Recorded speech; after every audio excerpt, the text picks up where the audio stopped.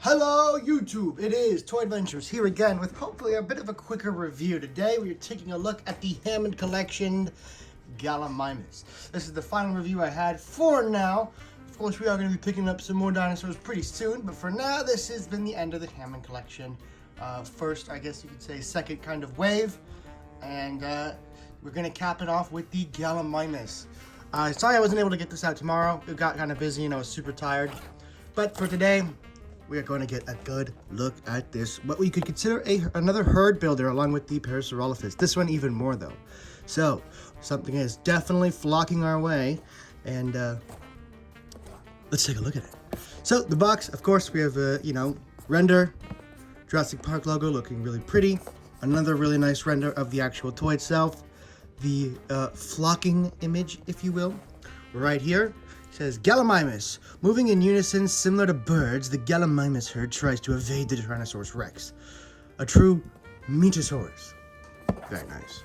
No info on the actual creature, but fair enough. It tells you its role in the movie, which is what this figure is relevant to. So, that being said, let's go ahead and free this from its cage. And here we have the Gallimimus out of the packaging.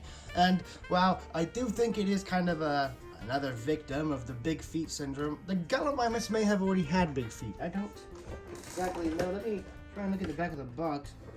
I ripped it. Doesn't look like it. No. I guess they just made this one with big feet. You can kind of expect all the little ones to have big feet. Mattel doesn't really have very much confidence in their ability to make toys that stand on their own, especially when they're small. So they have to resort to their cheap card of just making the feet huge, sacrificing the sculpt and look at that dinosaur so they don't have to put in hard work, you know? They don't really want to work for your dollar. They just kind of want to make it easy and just have you shut up and buy it. That's their preferred method instead of actually engineering toys. But that aside, this still looks really great for a standard Gallimimus. A little simple for what I would consider the Hammond Collection standards to be. Usually you get like a 3-color scheme, but this is more of just a 2. Yes, you could count the color on the head a different color than the one on the body. It's hard to tell on camera, but in person it is much easier to tell.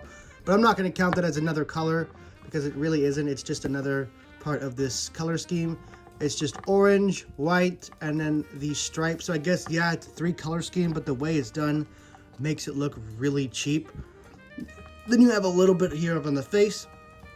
Now, to be fair, this is just a lowly Gallimimus. He doesn't need to be as good as the Ceratosaurus or T-Rex, although I'm kind of sad to see that they are skimping out on some detail for the, I guess what they would consider the rarer, or the, not the rarer, but the less desirable.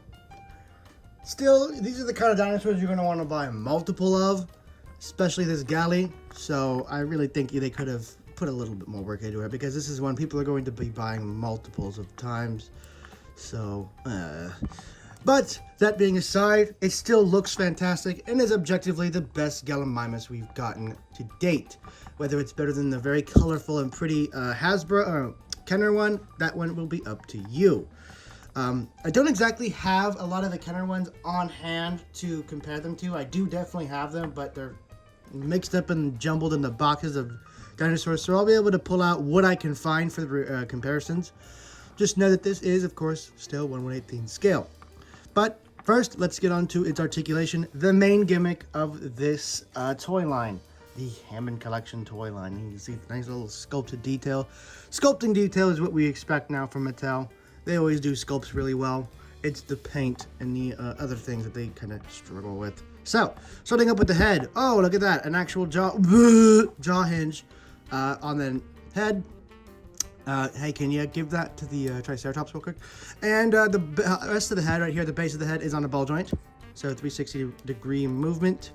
Can hinge up about that far. Actually, no, my bad, not a ball joint. A hinge and rotation.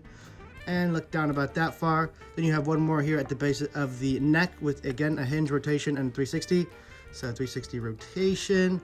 Hinge down about that far. Hinge up about that far so he can call and warn his flock that the T-Rex is coming. Down here at the shoulder, again, hinge and rotation, full 360-degree rotation, and hinges up and out about that far. Can move in nicely.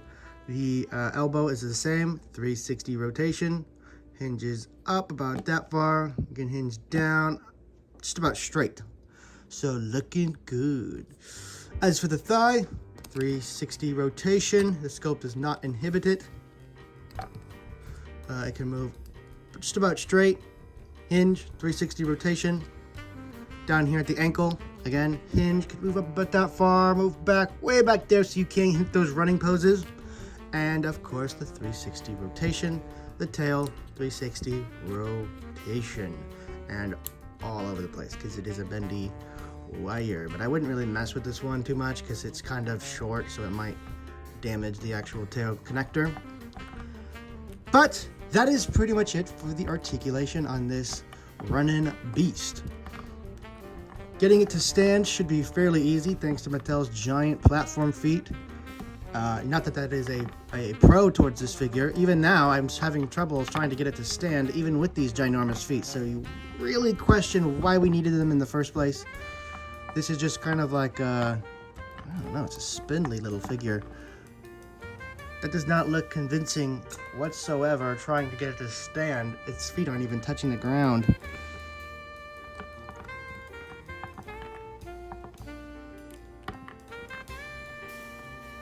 So remember how I said Mattel doesn't like to engineer their toys? So, with that being said, let's go ahead and get on straight to size comparisons, because I'm not really impressed with this thing. It's not as horrible as the Triceratops was, but this thing it definitely isn't the highlight of the collection. Here it is with a standard human. Of course, I've already said Hammond Collection and standard humans are the exact same size. So, you still get an idea of how tall this would be. And it is just about perfect for the movies. Yep, you see. This is really not a good figure from this line, really not. Looking good. Of course, here is the other terrible one from this line, the Triceratops. Looking just fine, size and scale wise. This looks good for, Jurassic Park at least. It's funny that Gallimimus is nearly as tall as the Triceratops. In what world? Here we have the two murder chickens right next to each other. And I know this review sounds like I'm not super interested, and that's because I'm simply not. This just doesn't spark a lot of inspiration.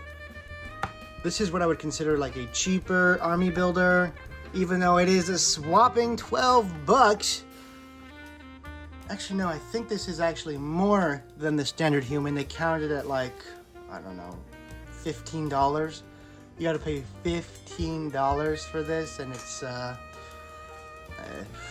well, you're gonna have to be buying a lot of them, so just be ready for that. Buying one is really underwhelming, but now that I've seen this guy, I don't exactly know if I want multiple. But anyway, let's see what other Gallimimuses I can find before we wrap this review up.